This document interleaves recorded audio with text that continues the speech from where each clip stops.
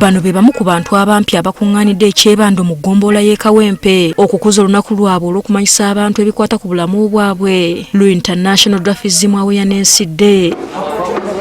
Bano beegatira mu kibiina kyabwe ki Foundation of Persons Affected by Dwarfism Uganda bakungaanya okuva mu bitundu by'eggwanga eby'enjawulo era nga beegatiddwako omubaka w'abaliko obulemu Alex Ndeze.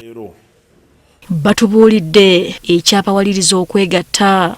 Twajja okujja kuleetawo kino nga tumaze okukolako okubuuliriza n'okunoonyereza ku bannaffe. Naffe embeera gye twayitamu okusooka, engeri gye twayisibwamu, ne bwe twegatta ne tuseyaringa challenges abannaffe ze baafuna ne tusanga nti lazima tusaanire kukola kwekubira enduulu. Bano nga bakulembeddwa mu ssentebe waabwe Godfrey Bagada bategeezezza nga bwe bayita mu kusoomoozebwa okw'enjawulo okuviira ddala mu masomero gye bagenda okusoma. Kakati abasinga b'emyaka gyaffe oba abaana bo baayagala kupima bulijjo amaanyi oli otya ku ssomero. Buli omu ajja kwagala ku trying ku ssomero. Ebyo bye tuvumirira ku ssomero.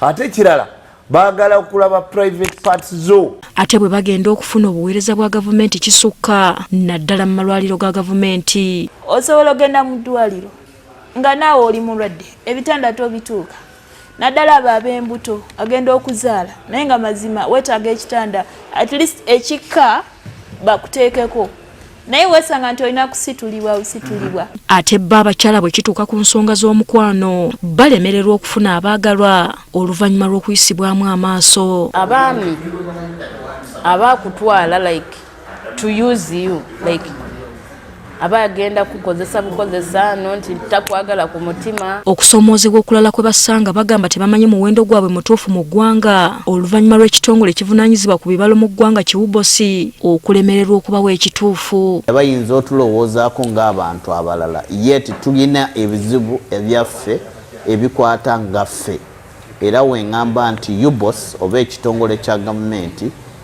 ekiri n'omulimu ogw'okubala abantu mangu nnyo kifulumye report ng'erina information entuufu. Kati baagala gavumenti ebakwasizeeko ku bikozesebwa mu bifo eby'enjawulo gye bagenda okufuna obuweereza.